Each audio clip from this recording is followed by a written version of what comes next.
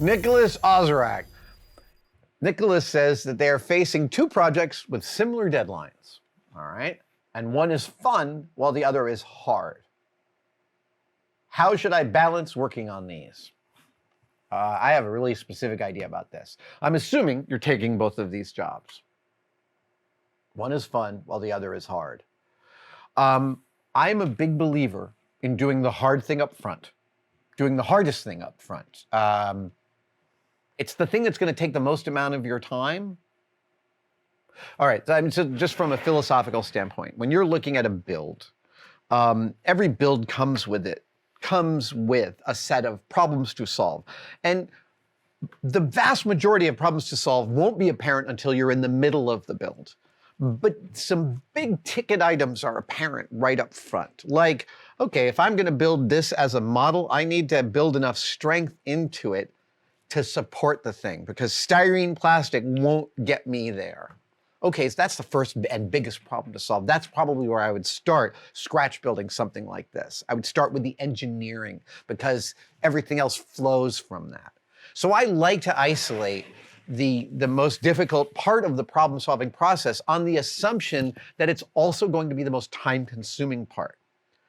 I don't want to get to the 90% I don't want to get to the 90% part of my schedule and find I still have 20% more bills.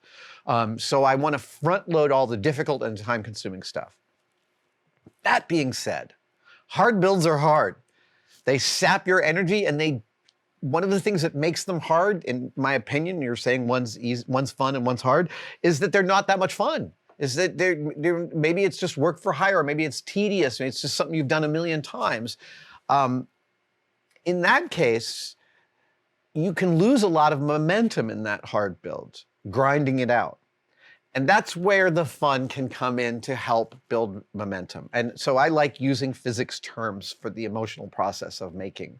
And momentum is one of the key aspects of making that I'm always sort of modulating to.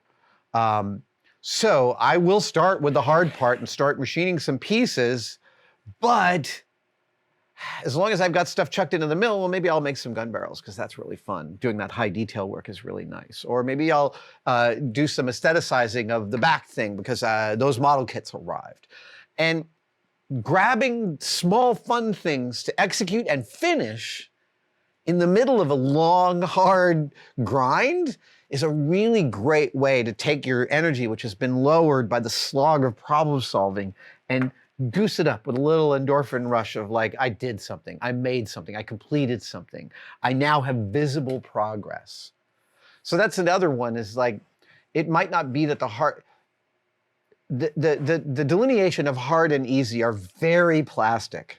I have looked at things that look like they were going to be hard and ended up being super fun in their difficulty. I've also done builds that looked like they were going to be cakewalks, and some specific thing I hadn't thought about ended up biting me on the ass repeatedly for the entire build. Knowing what the hard parts and the fun parts are is all institutional knowledge. But know that if you've got a fun build, you can use a lot of that fun build to keep the momentum going for the hard build. What a lovely, lovely question. That is great. Because yeah. Our energy is one of our resources, and keeping our energy at a level at which we work at our best is one of the most important things to do, and it's one of the hardest things to do. For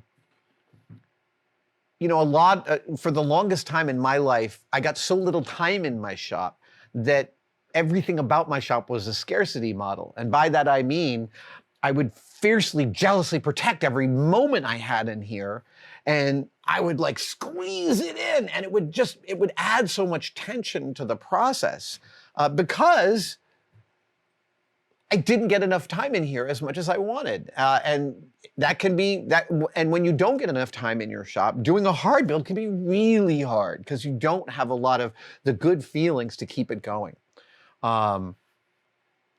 So yeah, I always look for the hardest parts, and then I also look for the fun parts within a build that I can execute to keep my momentum going for the hard stuff. All right, let's see. There's a samurai coding. I'm a person who happily tells everybody about whatever I'm working on, regardless of how early in the process it is. Do you ever think it's too early to talk about a project? Do you have difficulty keeping things under wraps when you're excited about stuff you're working on? I totally do. And one of the things I love doing is showing people pictures of the thing I'm most recently working on. I don't think that there's a hard and fast rule at all for it being too early or late to talk about a project, but I will say that there has been times in my life that I have thought about doing something big. I thought about making a fan film from a franchise about 10, 12 years ago. And I started talking to some folks about doing it. And some other folks in the special effects industry started getting interested in this fan film I wanted to make. And it really felt like I could probably execute this thing. And I didn't end up doing it for various reasons. But one of the things that happened during the couple of years I was thinking about it was, I started talking about it more and more, but I wasn't doing anything with it.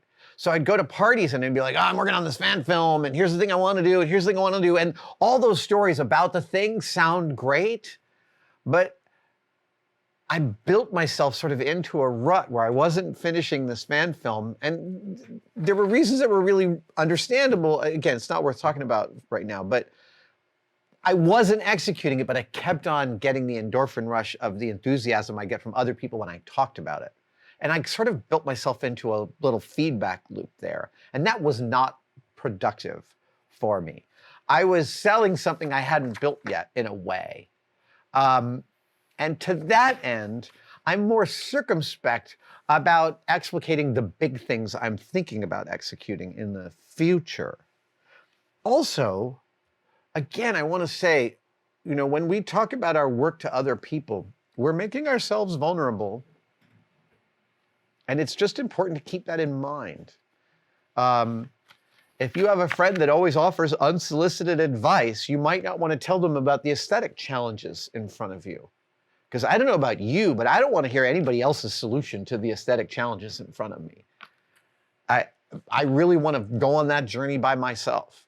And I don't want or need advice. God, we had one time on Mythbusters where, people frequently came to the set and they would sit and watch, which is fine. It's a little more difficult to tune out a crowd of people, but that's not much more difficult than tuning out a camera. But there were a couple of times on set where I'd be like in the middle of something and someone visiting would just helpfully suggest something. And my brain was like, oh, no. And I just went and took a break. Like, I can filter out a lot, but I am not interested in polling the room for a solution to a thing. I want to, I've also had people say too much to me about, I remember telling someone years ago, a good friend, about a thing I was thinking about doing, and he was like, why would you do that? You're not that great at it. And I was like, dude, I didn't ask for your opinion. I'm thinking about doing this and I want to get better at it. And you asked me what I was thinking about doing. I didn't ask for your opinion. And actually, our friendship deepened significantly in that difficult interaction we had around this thing. Both of us had some stuff going on and we talked it through. But again, when you talk about your personal work, it's really great to remember that it can make you quite vulnerable in ways you're not expecting. And you should consider the response you're going to get from talking about your work, because there are responses that can help build energy and there are responses that can take away energy. Not through any fault of the person who's responding to you. It's just, when we're making our own stuff, it's some of the most deeply, you might not consider that it's deeply personal, but it is the most personal. It's coming from you. It's coming from your point of view. It is, in a way, the older you get, the more you're going to keep on seeing the essence of yourself in your work. the essence of the things that you are curious about, the very core of what makes you interested in being a human being. And, you know, life is about finding partners and friends to share these things with, because they're delicate things and they need to be held carefully. And yeah. Thank you guys so much for watching, and I wanted to briefly mention that you could become a tested member. I know, everybody is competing for you to become a member of their thing. What I want to express to you is that the Tested membership has become such an important part of the Tested family. We get tremendous feedback from the Tested members, and they expand the stories that we can tell and the things that we have access to. And you can become a part of it right now by clicking on the link below. See you in the chat.